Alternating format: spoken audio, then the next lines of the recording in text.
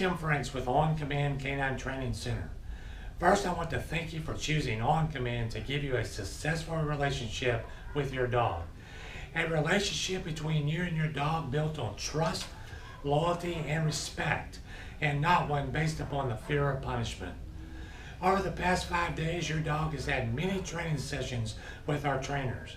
During these 5 days, the trainers focused on basic verbal and physical commands like the sit, down, the standing wait, the place command, no, nope, good, and walking next to you on a loose leash. You may have brought us a dog this week that may have already knew some of these commands. If that was the case, we fine-tuned the dog's consistency of what your dog already knew by challenging him daily with new distraction.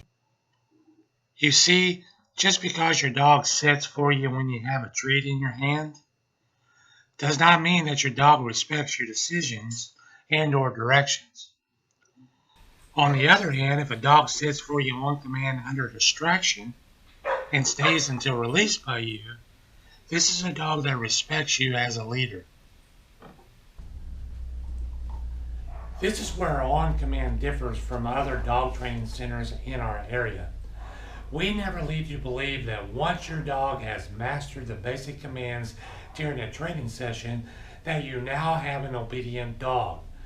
That simply is not true. The reason we teach these simple basic commands in the first place is so that you can start using them daily in practical situations to start changing the rank of your dog, meaning the way that your dog currently views his position within the family pack. Most dogs that come to our program here at On Command almost always come here viewing the pet owner as an equal, a playmate, or viewed somewhere below the dog within the family pecking order. In other words, the dogs give the orders around the house and not you, the pet owner. Today you're picking up your dog from camp. Today starts the first day of pack structure training for you, the pet owner. So what is pack structure? Pack structure is when you, the pet owner, holds absolute control over your pack members. In other words, a clear line of communication is established and respect for your leadership is gained. Pack structure training is the key to your successful relationship with your dog. In a few minutes, the training staff will get your dog out of the kennel and bring him or her to you. Your dog is going to be very excited and distracted because you are in the room. When this happens, I want you to totally ignore your dog's excitement and high energy behavior. When the trainer brings your dog into the training area and your dog sees you, the dog is going to want to jump on you and you are going to want to pet your dog. Do not reinforce this jumping behavior by petting your dog for this undesired behavior. Instead, the trainer is going to immediately hand you your dog attached to a leash. At that moment, take off walking your dog around the training area until the dog calms. Once the dog calms, you will be instructed by the trainer to have your dog sit. The moment your dog sits, you can now pet your dog. Don't get overly aggressive with your affection just yet. Remember, we want your dog to start viewing you as a pack leader and not just a playmate. Dogs instinctively know they don't have to listen to any human or dog that is below or equal to them in rank. Once your hands touch your dog and his or her high energy level returns, immediately stop petting your dog and have the dog sit again before you resume petting. The first week back home with your dog is going to be challenging for you. It might even look like the training didn't even work. Don't get discouraged. This is normal. Your dog has no reason yet to assume that things around the house has changed from the way that they were before camp. So unwanted or undesired behaviors may still temporarily exist. The reason these behaviors may still occur during the first week is simply because until now, There has never been any consequences from the unwanted and undesired behavior. Over the next 6 weeks, a pack structure specialist will be coming to your home assisting you in becoming a pack leader for your dog, helping you to establish these new rules and boundaries for your dogs to follow. So, to make things a little easier for you the first week back home, I have laid out the groundwork for you. Things I want you to start doing immediately when you leave your class today. The way that you start showing your dog that you are taking the leadership role back is to start today using your dog leash inside and outside the house. Teach the dog that you are going to take the lead from this point forward, and he or she is going to follow. For the next week or two, your dog needs to be attached to you by a dog leash. By doing this, your dog quickly sees that the rules are changing. The dog begins to see that you are moving into the pack leader position and that he or she no longer has to assume this responsibility. By having the dog attached to you on a leash, the dog sees that you are a confident, consistent, fair, and firm in your decisions and directions. All the things that your dog is looking for in a pack leader. This first week, you need to control your dog's life. Having your dog on a leash attached to you every day and every night that you are at home is only for the first week or two. Don't cave in and assume that your dog is going to hate you. Remember, you are laying the groundwork for pack leadership. In the end, I promise, you will have a much happier dog that will become amazing through our program. When you're away from home and your dog does not go with you, you will continue to manage your dog the same way that you always have before training began. But remember, the moment you return home, the dog goes immediately back on the leash attached to you during this week.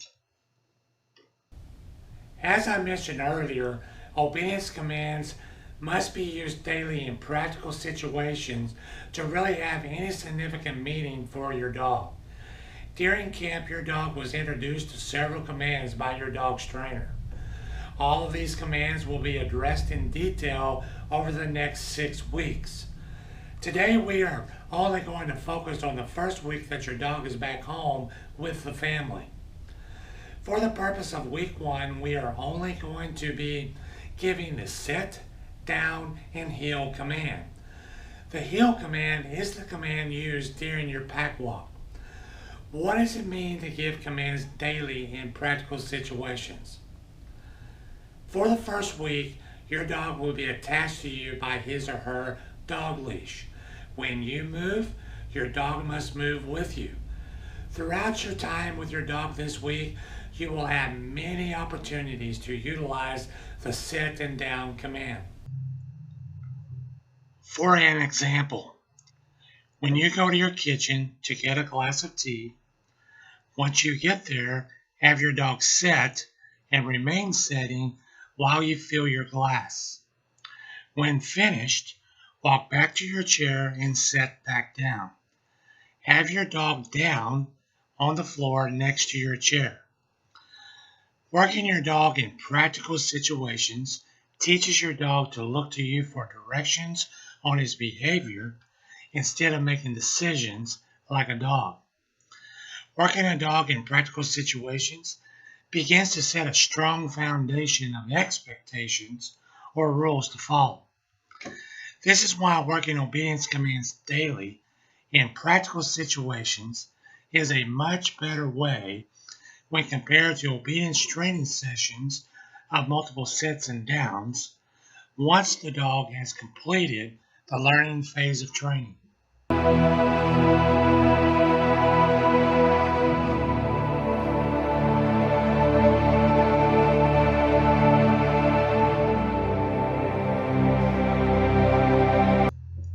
The most effective way for your dog to start seeing you as the pack leader is through pack walks.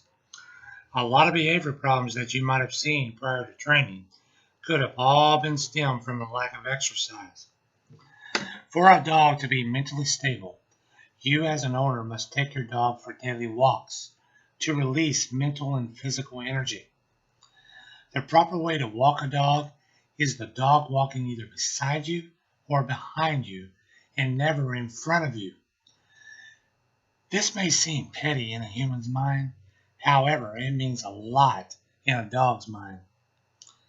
When a human allows a dog to walk in front, they are sending signals to the dog that he is leading the human.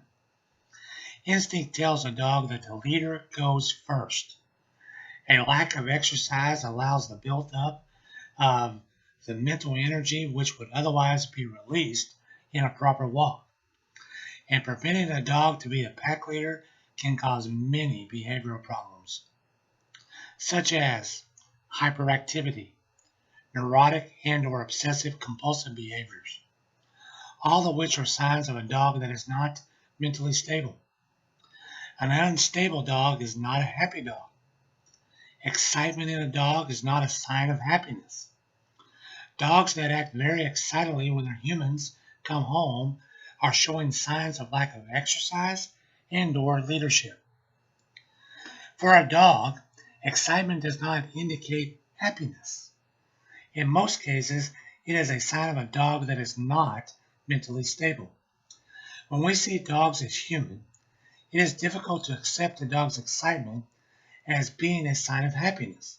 However, we must remember dogs are canines and not humans. Your dog should have 45 to 60-minute walks a day to start with. You will be amazed at the difference you will see in your dog's behavior.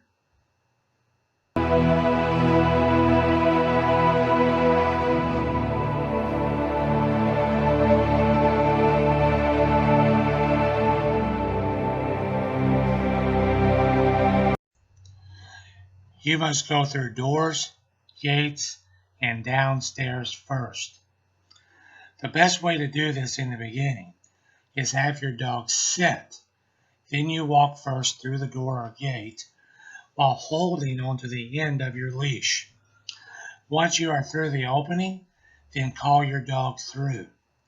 The reason for this is pack leaders always go first. They lead the pack.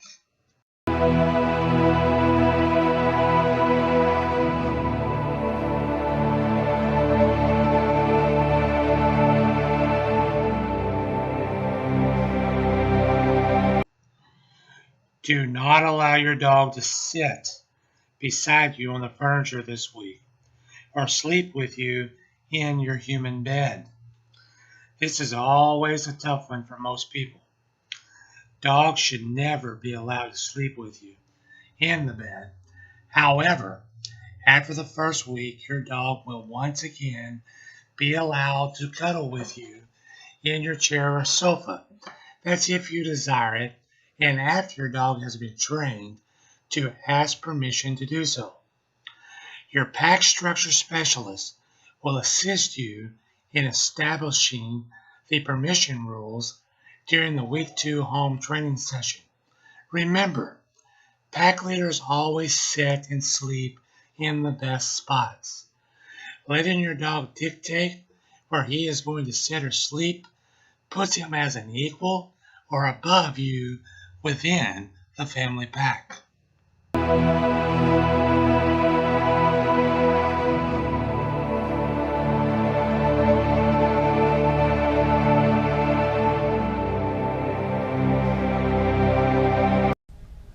Now let's talk about affection. This is also sometimes a tough one for pet owners, giving your dog affection. Your dog requires affection from you. We want you to give your dog affection. But sometimes affection is given at the wrong times and you end up teaching your dog unwanted and undesired behavior. A good example is when you are sitting in your chair and your dog comes over and nudges your arm and demands affection, and you reach down and start petting your dog. In this instance, Your dog just gave you a command and you followed. What you should do when this occurs is reject the demand and have your dog down. After a few minutes, then call your dog back to you and you give the affection at that moment in time on your terms. Affection should start with you and end with you. This teaches your dog not to expect affection from you or even guests when they are over, but to wait patiently and just maybe affection might be offered.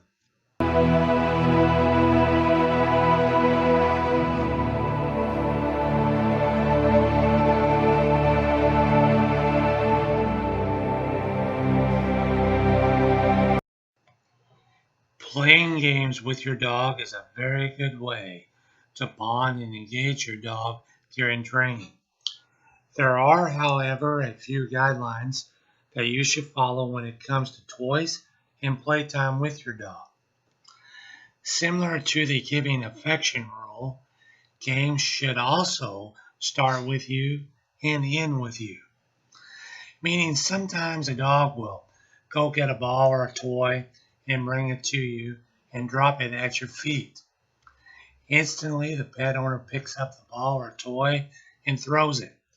The dog runs and gets it and brings it back. You repeat the throw again and on and so forth. The problem with this scenario is your dog just gave you the command to play. What you should do is reject the dog's demand to play and tell the dog to go away and lay down. Then a few minutes later, you can command your dog to bring you the toy and then you initiate the play. Once you are finished with the games, you put the toy or ball up and tell your dog that you are done.